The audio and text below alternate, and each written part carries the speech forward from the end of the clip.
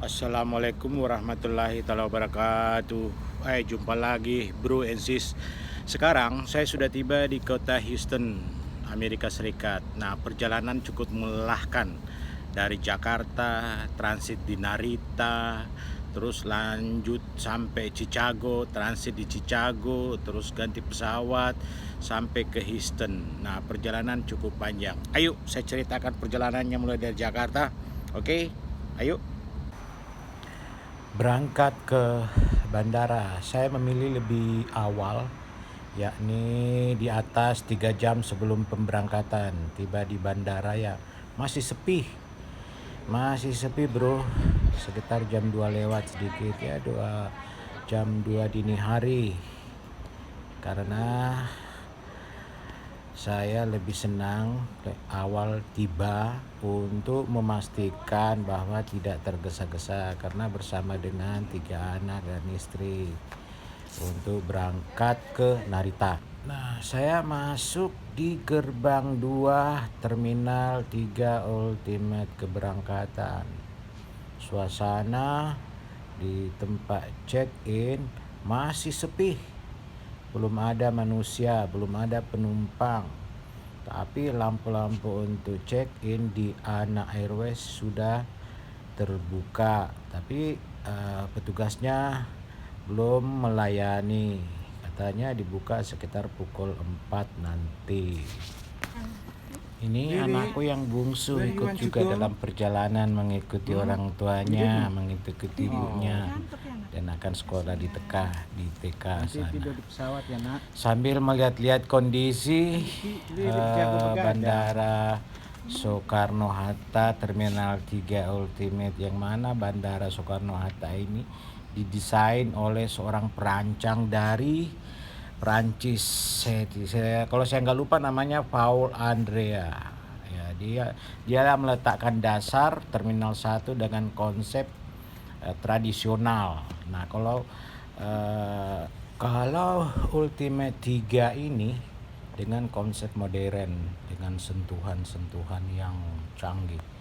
Nah, ini sudah ada ya check-in untuk Narita di B1, B7 dengan sesuai jadwal. Itu jangan lupa suka ngecek ini waktu-waktu setiap melakukan perjalanan kemanapun lewat udara agar tidak tersesat. Nah, inilah bandara Ultimate 3.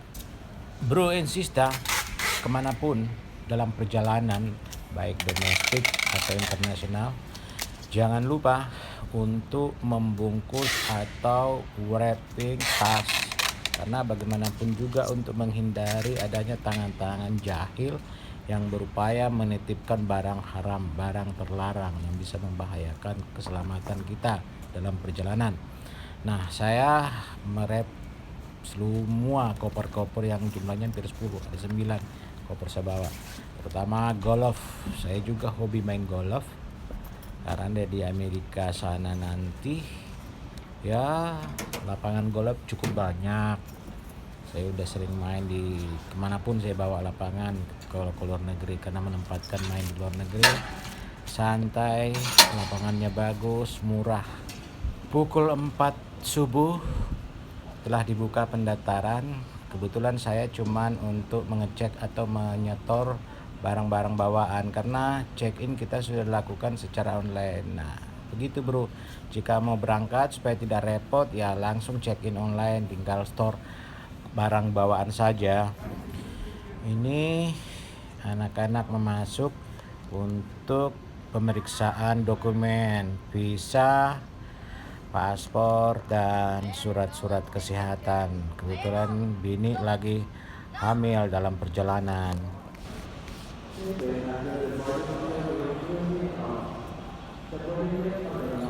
Kami sekarang sudah berada di ruang tunggu gate 9, di mana gate untuk penumpang, halo Rara, penumpang anak air, tampak Greatway yang cukup mewah melayani para tamu yang akan kembali ke negaranya keberangkatan internasional.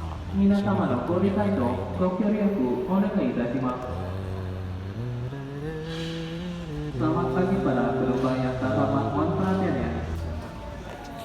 AirNair itu memanggil penumpangnya berdasarkan urutan kursi ya. Yang pertama dipanggil itu kursi ekonomi paling belakang, baru ke depan. Setelah itu baru business class, lalu first class. Karena pengaturan panggilan penumpang berdasarkan nomor urut, jadinya kita jalan begitu lengang, santai, tidak berdesak-desakan, tidak terburu-buru, begitu lengang. Nah, aturan-aturan begini yang bagus ya.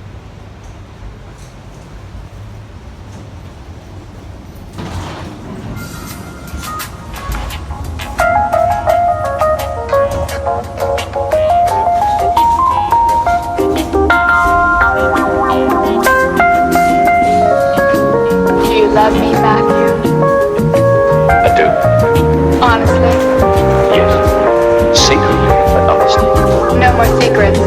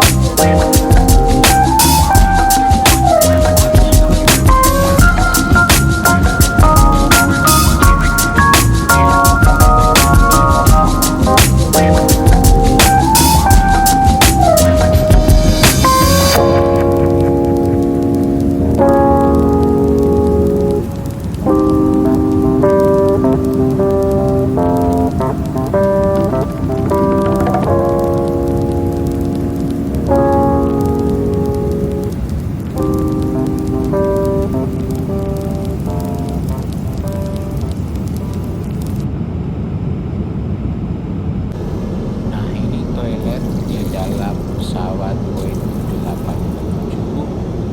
Sentuh di bawahnya, airnya keluar, kelihatan air panas dan air dingin. Tempat sampah, pasir.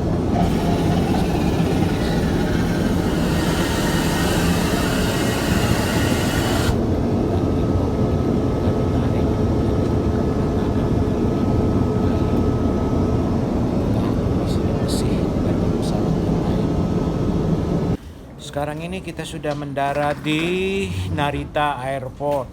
Wah, dibanding dengan Bandara Soekarno-Hatta jauh. Tampaknya lebih mewah Bandara Internasional Soekarno-Hatta dibanding Narita. Apakah mungkin karena Narita sudah tua atau mereka tidak memoles ulang? Nggak tahu, tapi yang pasti lebih canggih dan lebih mewah terlihat Bandara 3 Soekarno-Hatta dengan sentuhan-sentuhan modern.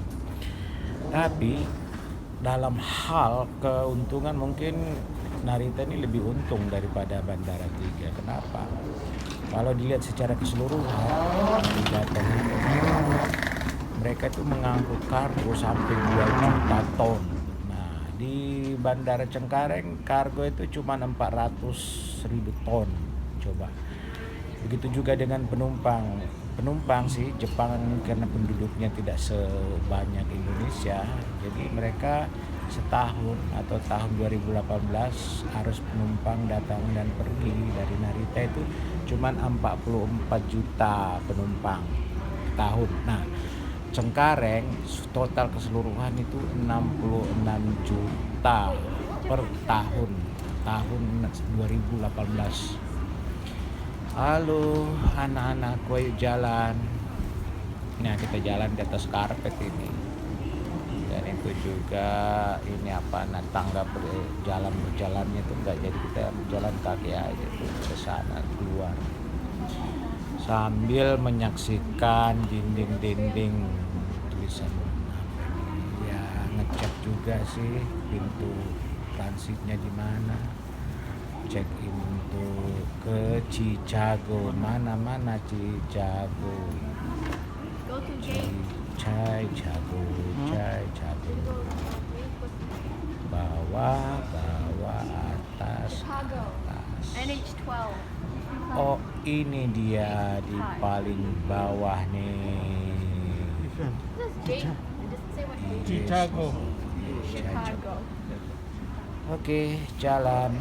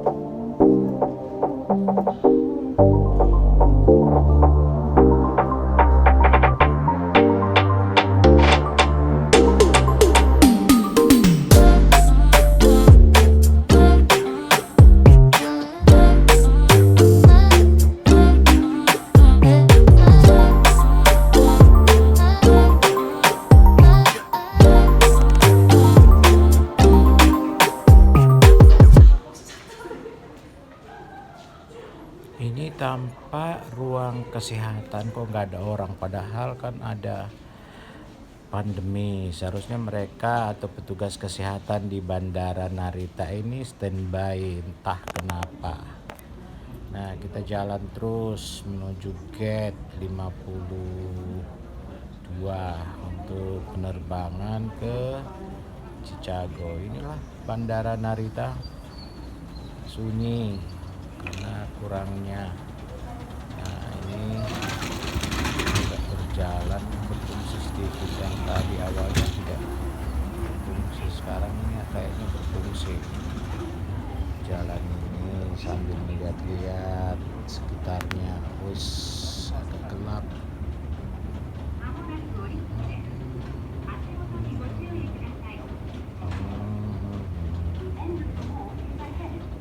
Ini kondisi pandemi di seluruh dunia, tapi sunyi ini. Jakarta sunyi, kurang penumpang.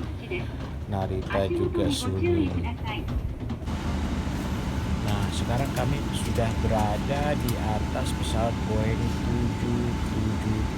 777-300 yang akan membuat kita perjalanan melintasi lautan Pasifik, melintasi Amerika Latin sampai ke Chicago. Nah, ini dia di dalam pesawat.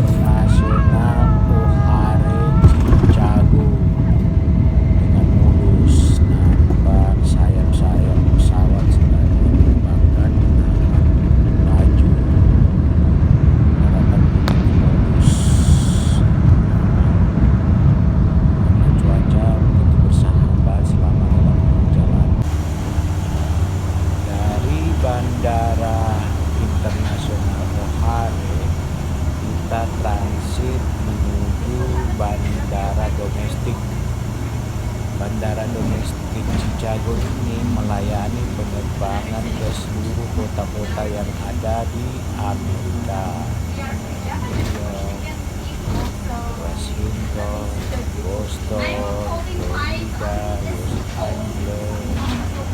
Busnya cukup nyaman, sayang supirnya kurang bagus.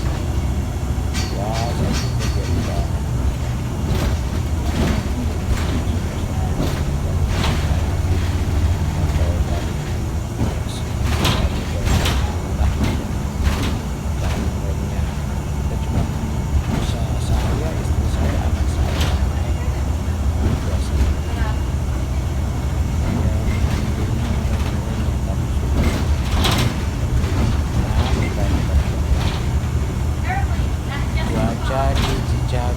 terasa panas karena sekarang musim panas.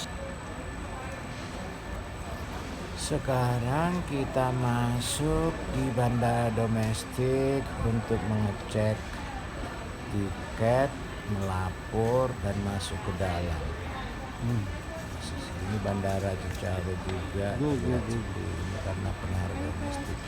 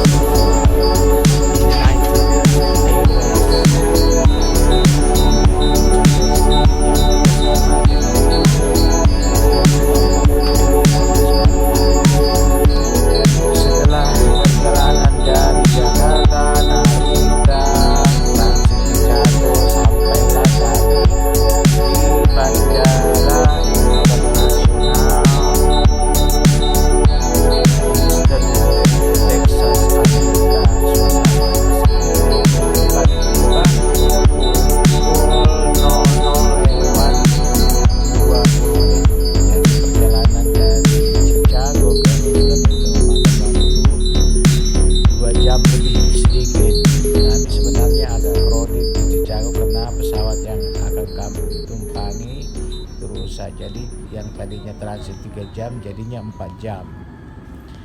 Begitulah kondisi. Oke, sampai jumpa bro di video-video saya selanjutnya. Ya, kalau di subscribe terima kasih karena saya akan mendokumentasikan video selama saya berada di Houston dari berbagai sisi. baik masyarakat Indonesia, makanan, objek wisata, aturan-aturan dan sebagainya.